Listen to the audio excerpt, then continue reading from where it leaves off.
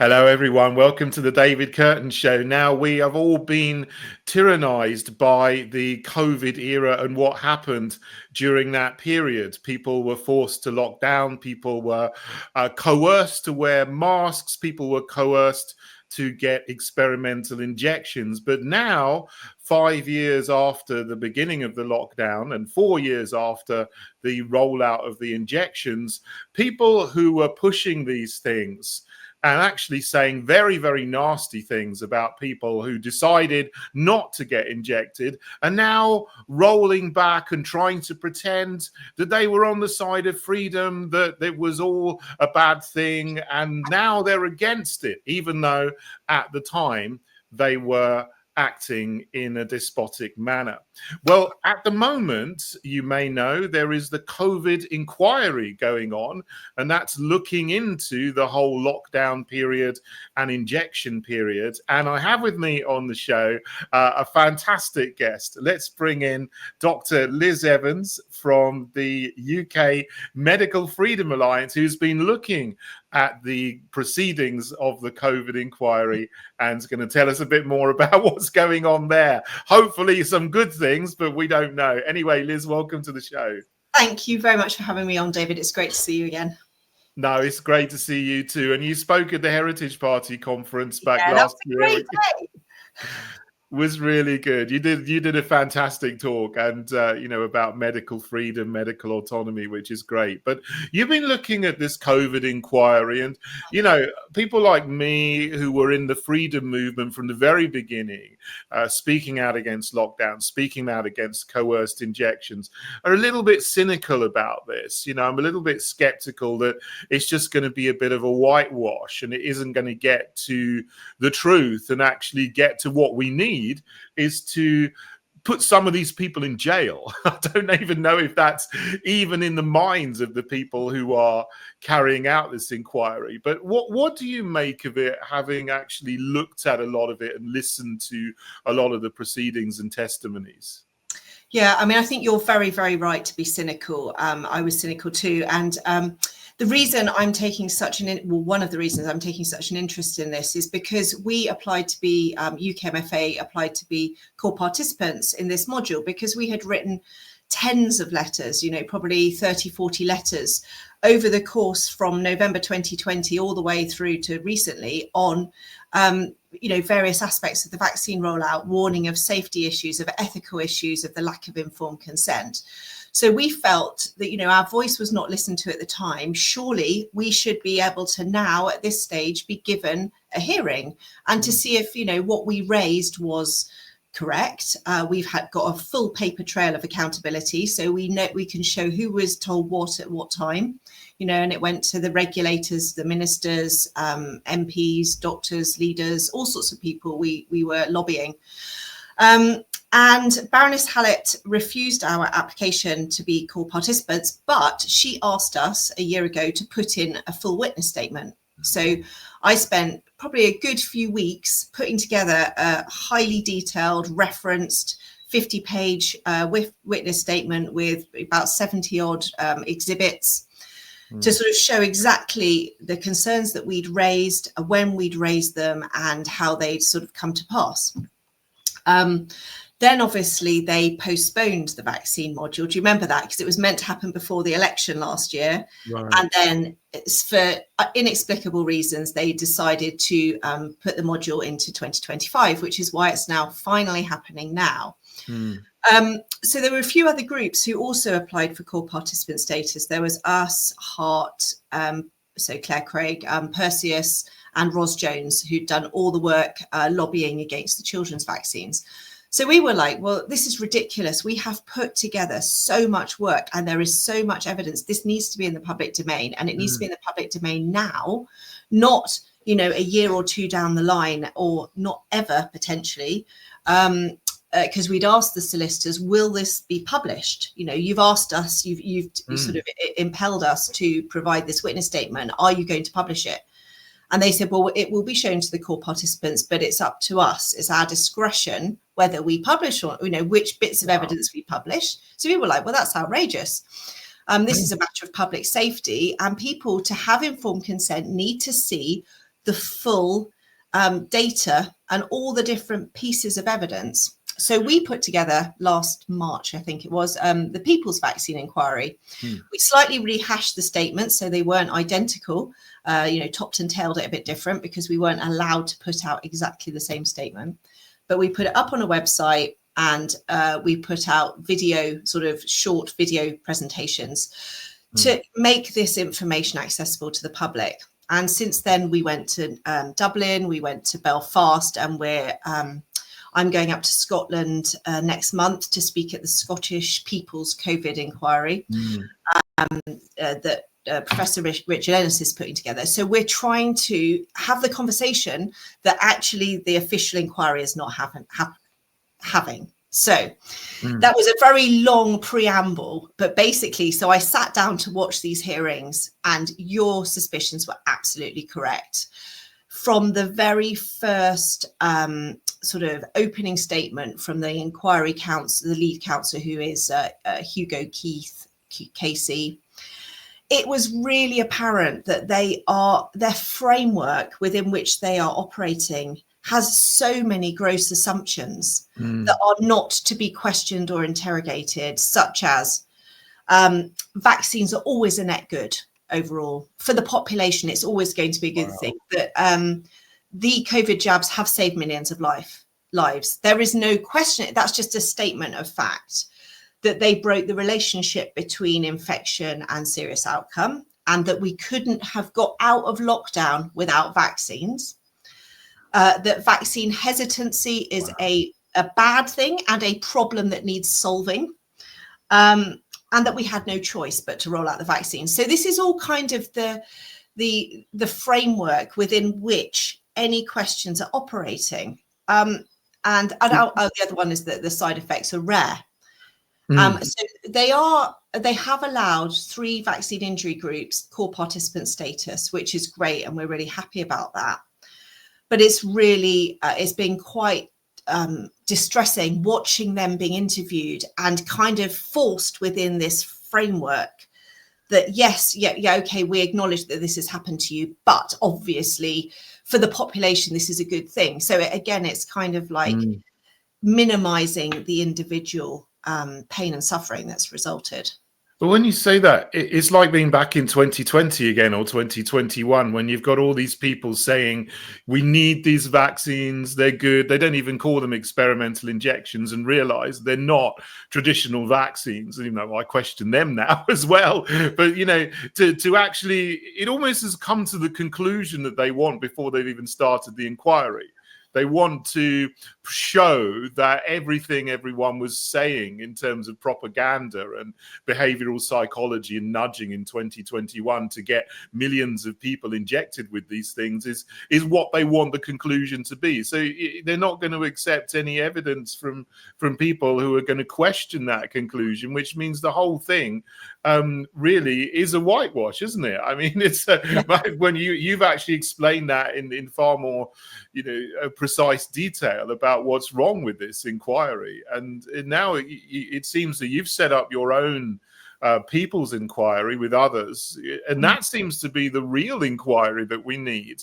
There's actually going to come to the truth about how these things were very, very harmful, how they didn't have proper safety testing, and how hundreds of thousands and millions of people perhaps have been injured and even killed by these things. Exactly. And I would say, you know, we've got Anna Morris, who is the KC representing all the vaccine injury groups. She did an amazing job. I've written a couple of Substacks, so you can kind of refer and have a look at all the issues she raised, which were really, really great questions. I'll just, so what they're looking for is looking at regulatory data. What did the regulators know?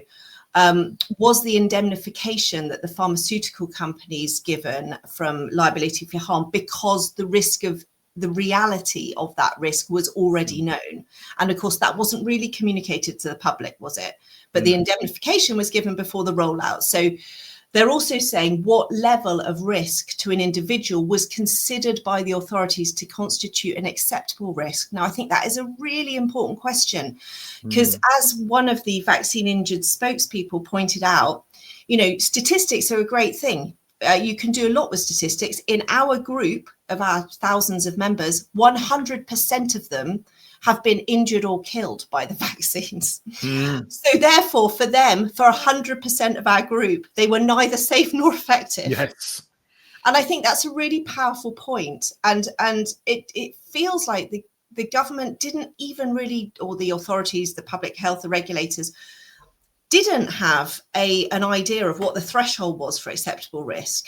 There was an assumption of, well, what else can we do? So we've just got to do it. And, to hell with the consequences. And I think UKMFA have always said that this was absolutely reckless, and the question that should be being asked is, should we have rolled the vaccines out at all? Yeah. Regardless of the safety profile, it could have ended up that they were completely safe and they didn't cause harm. But we weren't to know that. There was only 2 months of safety data. There was not a person on the planet who had had this in their body for more than 6 months. So we had no ability to predict what the health of people would be in a year's time, 2 years' time, 5 years' time, 10 years' time. Would their fertility be affected? We couldn't know. You can hope for the best, but that's not acceptable in a public health decision when you've got the lives and health of billions of people at stake. It was reckless. And I think the question that needs to be answered is, should we have done it at all? And, how was it acceptable to break such key ethical red lines, that we didn't have informed consent, that people were not going into this with their eyes wide open, knowing that they were taking, that they wouldn't know the risk to their long-term health, and therefore they could make their own risk benefit. So if you've only got, if you're in your 80s and you think, well, I'll never leave the house again if there's COVID around, you might think, well, I don't care about my fertility. Yes. And if I get cancer, well, that's probably going to be in a few years' time. So I'll take my chances. But if you're a 17-year-old, girl, with your life ahead of you, fully healthy, you've already had COVID and, you had a bit of a cold and you got over it, that's a whole different kettle of fish. You've got your life, your health, your fertility ahead of you. You don't want to put that at risk at all, because for what benefit? So this, there isn't this nuanced discussion about how for individuals, even with, I personally don't think we should have rolled this out at all. I think it was utterly reckless, but there was a way to do it more ethically and more honestly, with full transparency, and, really to leave it to only the people who were absolutely desperate and they knew what the unknown risks were. Yeah.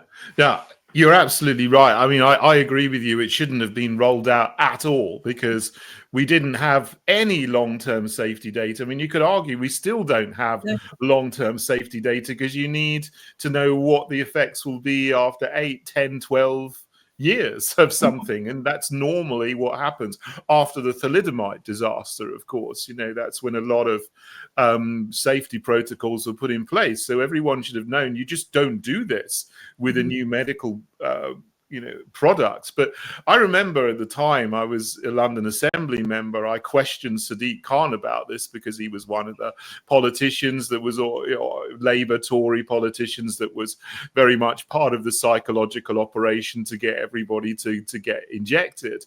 And I, questioned him about this, and I said, what about specifically pregnant women? You're recommending it to them. Surely we should not be giving it to pregnant women and other groups that might, be more susceptible to harm. And he said, I'm going to listen to experts, not anti-vaxxers and conspiracy theorists and COVID deniers. So I was just smeared immediately. And it's like the people that were propagandizing this had a whole vocabulary that was created in order to smear people, to manipulate people into taking it by presenting other people who had opposition to the narrative as being bad, or deniers, or anti-vaxxers, and all this kind of thing. I'm just going to put something up here, and this is Piers Morgan, at the time, December 21. So this was about a year after it began to be rolled out. Footballers who refuse to be jabbed should be refused treatment for injuries. After all, why should they trust doctors about treatment for broken legs and torn ligaments if they don't trust them about a life-saving vaccine?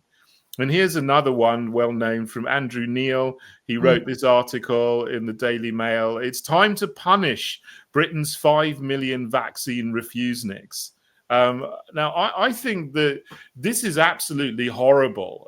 You've got these media personalities, obviously working in hand with the narrative from the government, really being, horrible and very, very nasty in the way that they're smearing people who didn't take an injection in order to try to make them out to be bad, and not just bad, to be harmful to everybody else. Is there any recognition that this kind of propaganda was put out, which was really intense propaganda, and it was wrong to do that?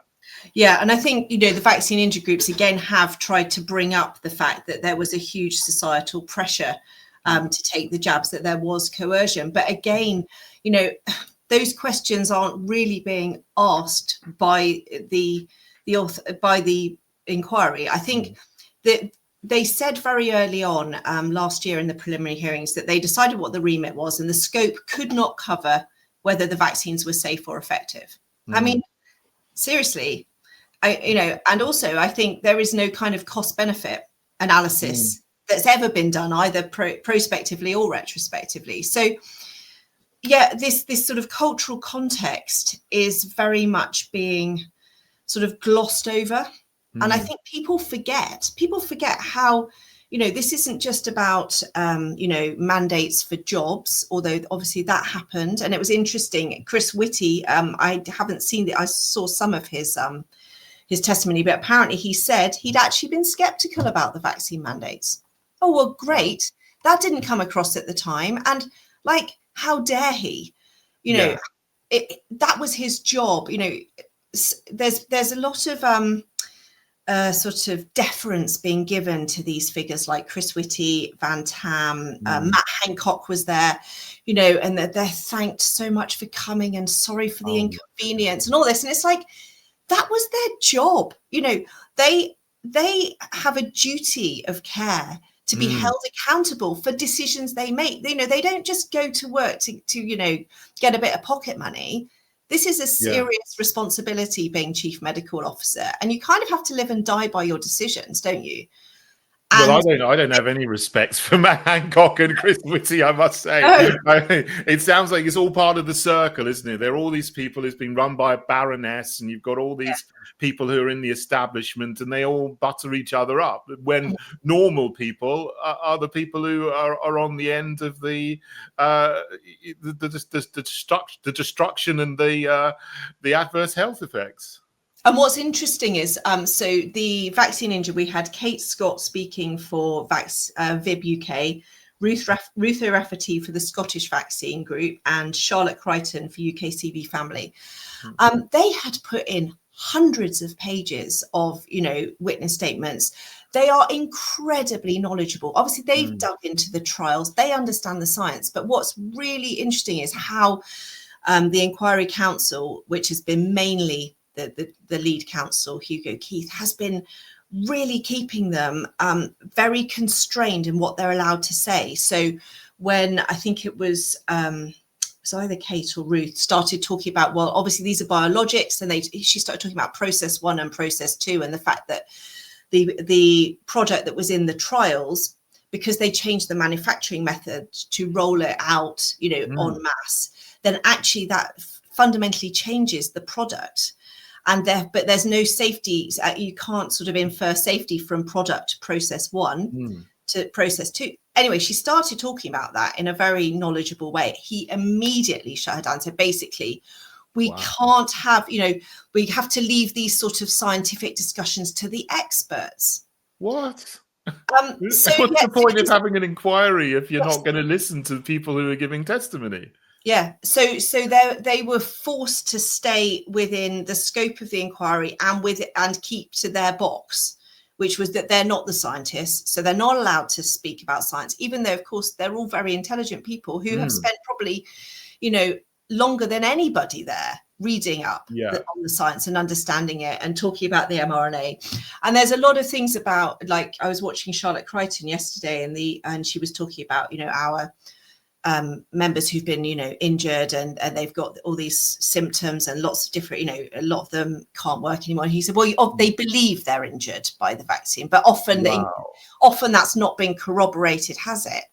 And she was saying, well, there's very strong, time correlation, and also actually in 54% it's been confirmed by a medic or by the vaccine damage payment scheme. But they're very keen to kind of stop any sort of drama coming out of the vaccine injured mouths and just keep them to, yes, we probably need to compensate you, and yes, you're very rare and it's very unfortunate, but and we're going to let you have your say so you feel heard, and then we'll probably tweak the scheme a bit and maybe get you quicker compensation, maybe get you a bit more. But really, I feel like given that the floor that is given to people like Heidi Larson, who is the Vaccine Confidence Project lady from the from the WHO, so she gets an hour and a half. Matt Hancock gets an hour and a half. All of the Chris Whitty, Van Tam, they all get so much time and get to take liberties, make statements that aren't interrogated. So it's been quite depressing to watch.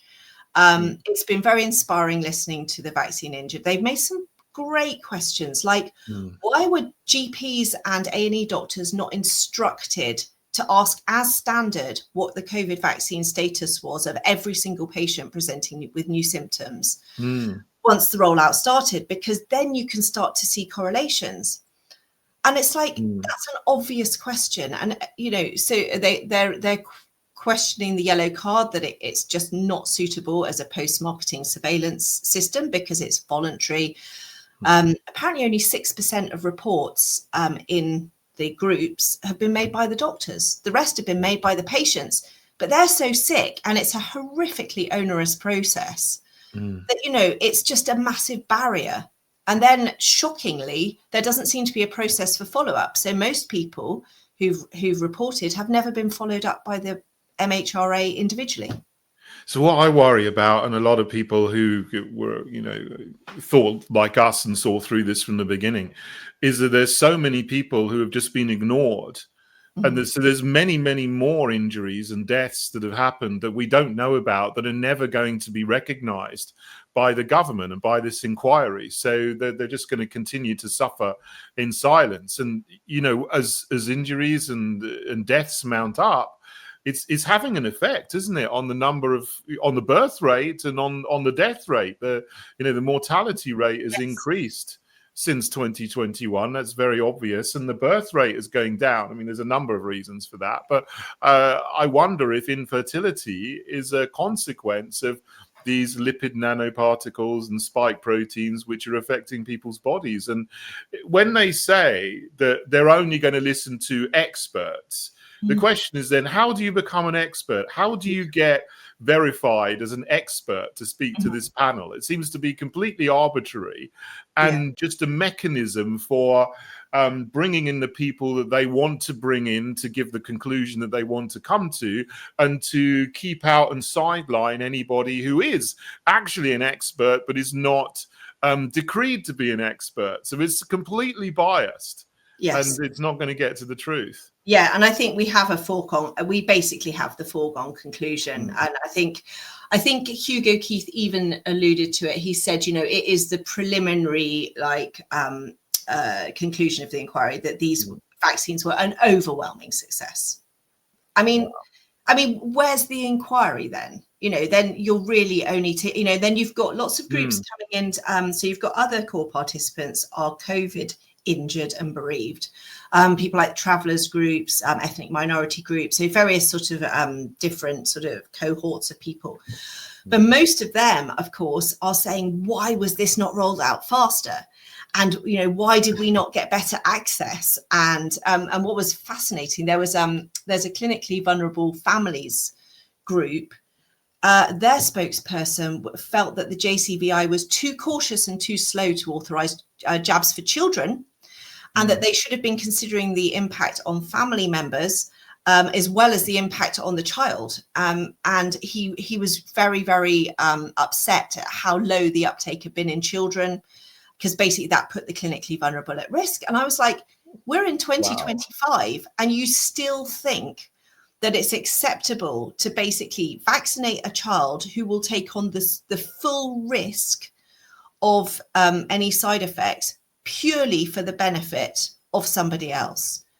And of course, with a jab that doesn't even prevent transmission. So it's a nonsense anyway. But the fact that you make that argument just shows how we've just lost our moral compass and our ethical compass. Like, that is just not acceptable, that we think that we can use children as human shields. And I know I was just devastated to hear that spoken at the inquiry, but not to be interrogated. It's like, well, hang on, but is that acceptable? You know, you might want that, but should we do that?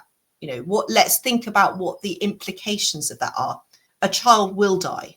You know, if you did that to every child, there would be children who died.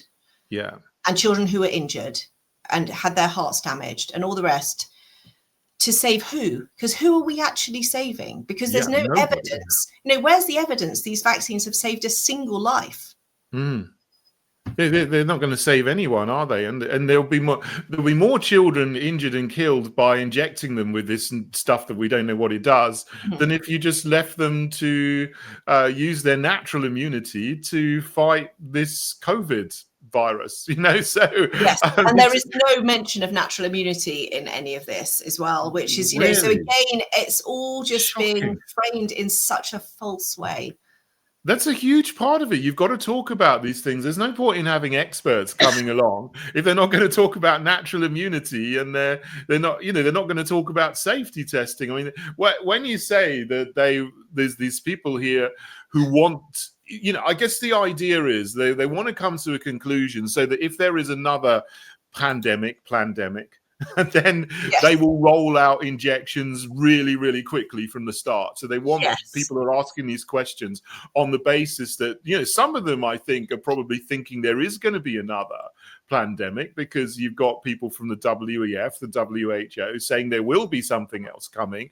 And then when it happens, they want these injections rolled out from the very beginning, immediately. But there's no mention of proper safety testing. Again, you do phase 1, phase 2, phase 3, which are all increasingly larger groups of people and increasingly a longer amount of time, isn't it? Like when you're getting a new medicine ready to go on the market, you do phase 1 testing, it's just a dozen people for like 6 months. You do phase 2 testing, it's a few hundred people maybe for a couple of years, and you do phase 3 testing, which is thousands of people for 5 years or more. So proper safety testing takes at least 8 years, and there's no acknowledgement of that, it seems. Yeah, and no amount of money can buy you time quicker, can it? And I think that was the, you know, the myth that was sold to people is, well, we're doing everything in parallel, and also, you know, we've got lots of money. Yeah, but money doesn't buy you that long-term safety data. Only time will tell with that. And I think what's really worrying, so I feel what they are, you're right, they're trying to establish the precedent and to make it quicker next time, and also to establish the precedent that ethics don't matter. You know, I was really upset to hear them talking about how it was really regrettable that pregnant women weren't in the initial trials, and obviously they were so at risk. I mean, they really weren't. If you looked at the data, you know, they were no more at risk than they would be from a flu, which is, you know, slightly bigger than somebody of the same age who is not pregnant, but still low compared to the general population, because pregnant women are healthy. You know, so yes, it's a slight risk factor, but it was painted as if you were going to die if you were pregnant and caught COVID. And therefore, we don't need to worry about the usual kind of common sense rule that we don't touch pregnant women with any products unless it's, you know, absolutely necessary after it's been tested on, you know, adults. We've got long-term safety data, all this thing. And they are talking now about, you know, with some of the people like Whitty and Van Tam, you know, well, we need to be getting, how can we get pregnant women into the trial sooner? So it's almost trying to rewrite medical ethics to get rid of that kind of sacred idea that we don't go near children and pregnant women with experimental products. That seems to be the overarching goal here, is to change society and what's acceptable, to change the foundational principles and ethics of our society.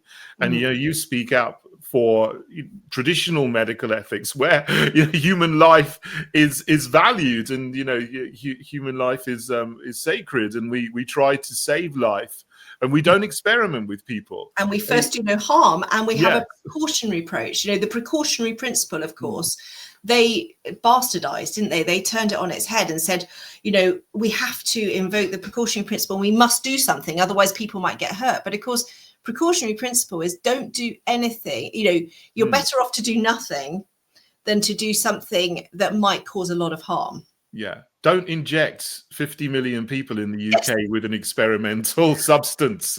And apparently 5.5 billion people around the world, which is like 72% of the world's population, have been injected with this at least once, and sometimes twice or 3 times. Extraordinary, isn't it? You don't need to be a doctor or a scientist to say that that is an extremely unwise idea with no safety data. Exactly. They've just trashed the precautionary principle and the Hippocratic Oath.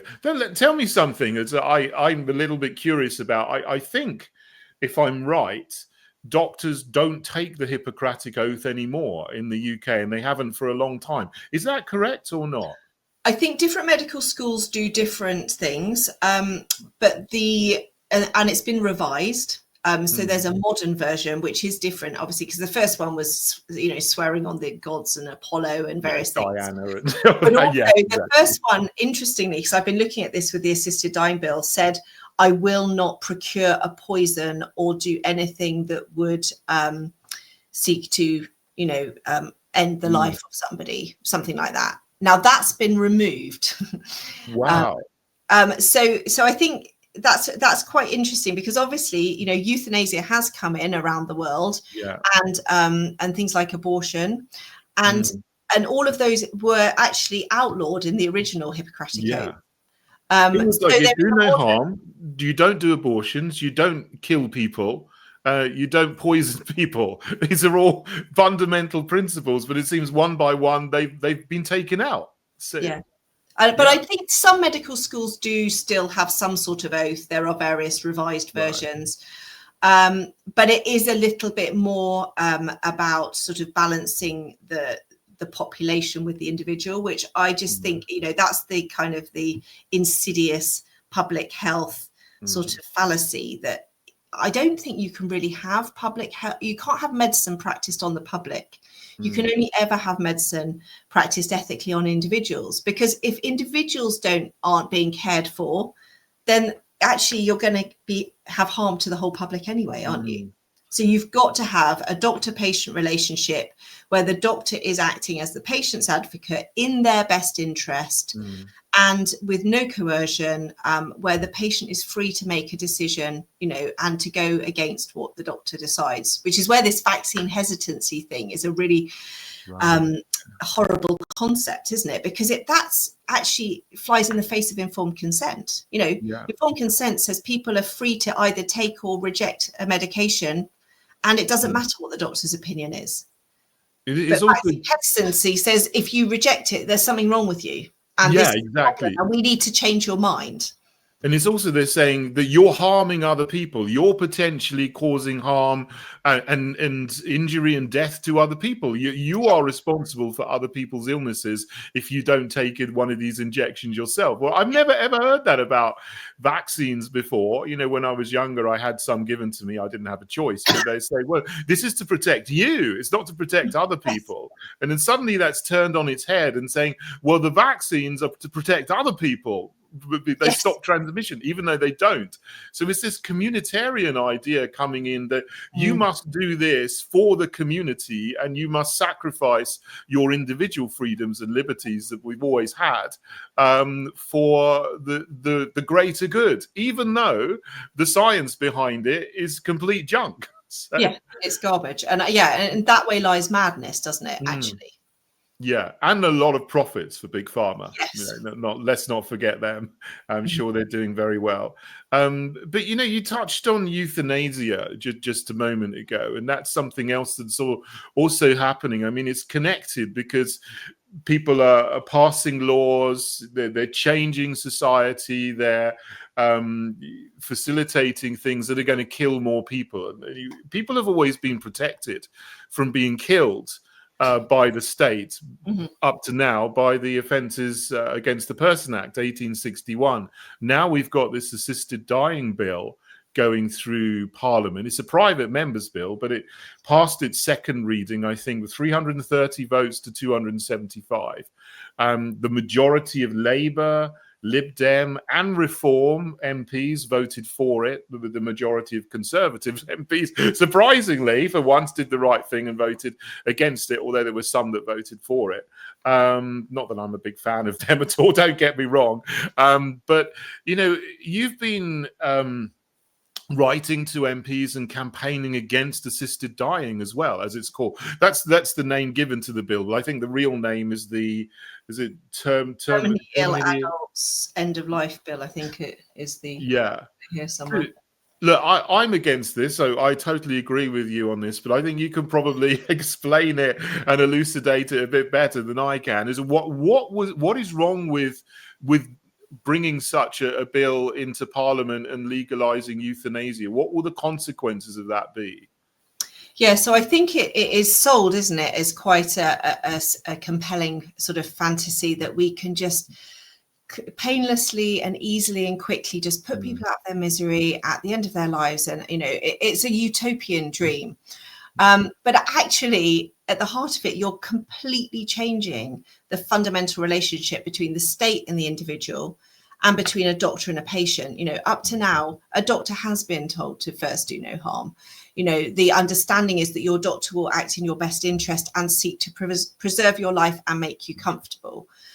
So, a lot of the people against this bill would say we want to be assisted to live until we die.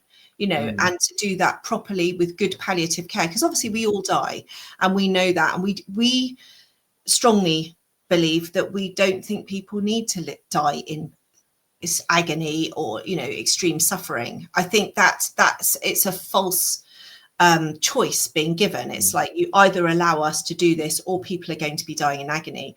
And actually palliative care consultants, the vast majority are against the bill. They say we shouldn't, it's very rare for somebody to die in agony if they have proper palliative care.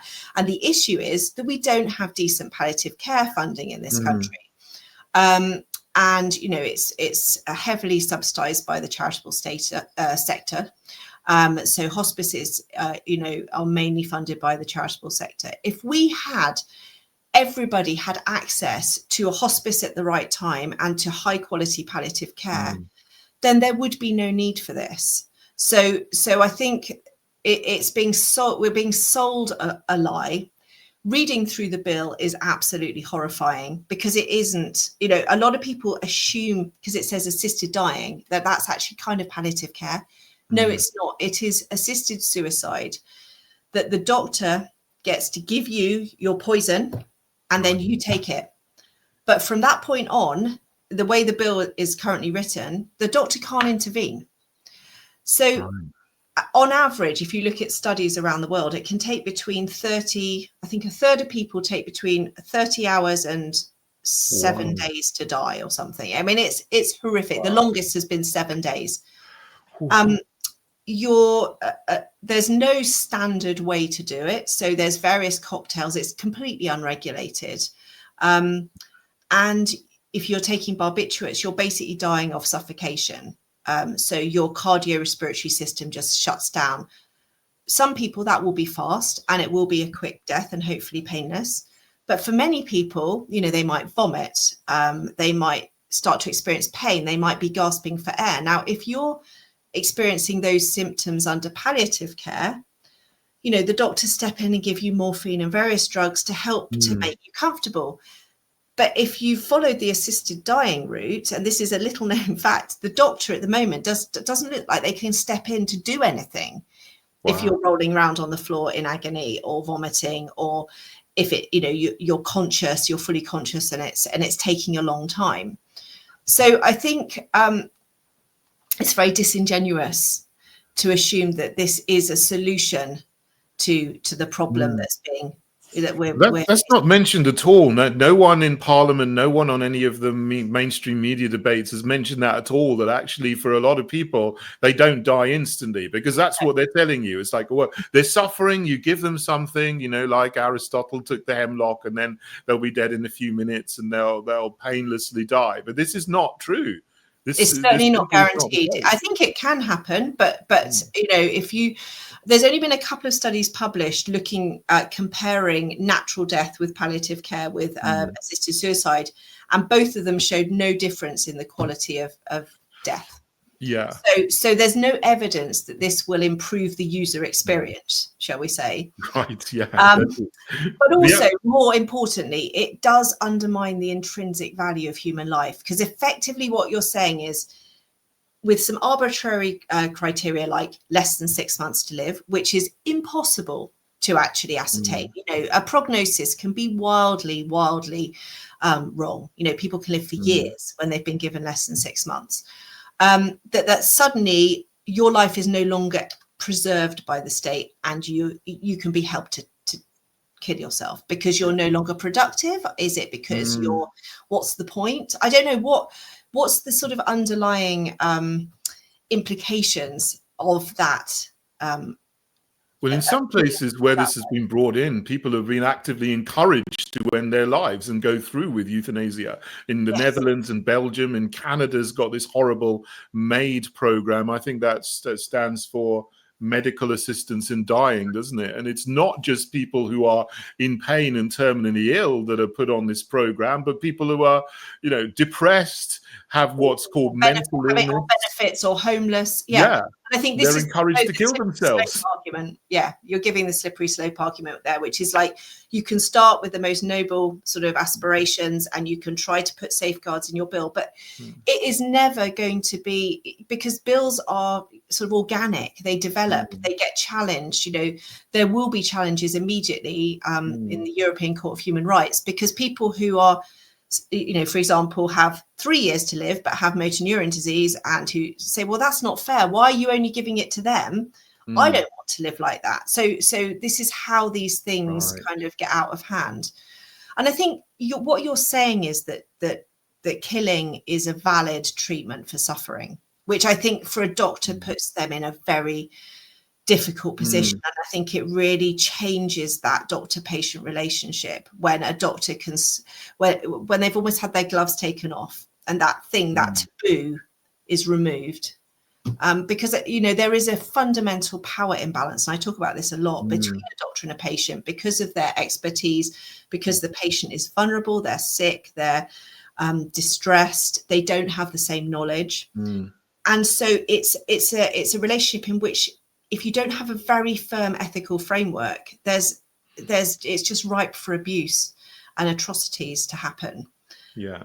And one of the key bits of the ethical framework is the doctor can't harm the patient, or help the patient to die, or do anything to hasten their death, which isn't just an unfortunate side effect of helping their pain, which we know happens in the last 2 or 3 days of life.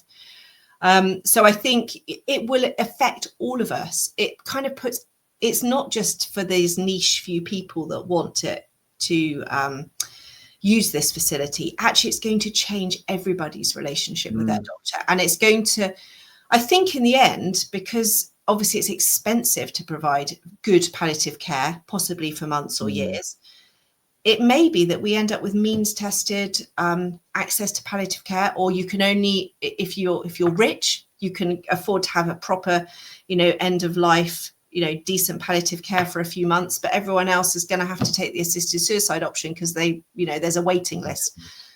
So you just see all the different ways that this could cause, really serious consequences for everybody.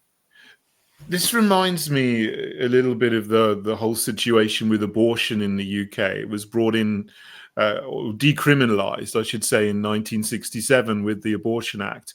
And people were told it's only going to be a few hundred a year for extremely distressful cases. It won't be more than that. But it's expanded from a few hundred to now 250,000 abortions a year in the UK. So now nearly one in three pregnancies ends in an abortion, with a baby being killed in his mother's womb. And so we've gone 1,000 times more abortions than we were originally told that would be happened. But it was sold to people on the basis that we need to do this because this is kind, this is caring. Yes. People who are in extreme distress need this. So if you don't agree with it, then you're nasty, you're bad, you're wicked, you're uncaring. And that's what you're told. And the same kind of framework has been set up, in terms of psychology and propaganda around this euthanasia bill. It's like, this is only going to be for a few people who are in extreme distress, but and if you don't agree with this, then you're bad. Yes.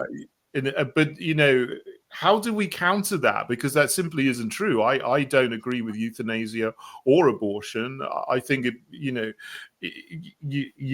allow it for a small number of people, and then you get hundreds of thousands of people being killed. And I think there are people who advocate for depopulation and population decrease, and these are two methods of doing that. I mean, what are your thoughts on that?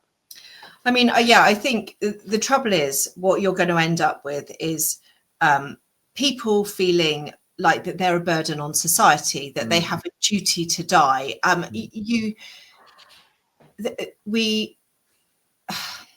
trying to think.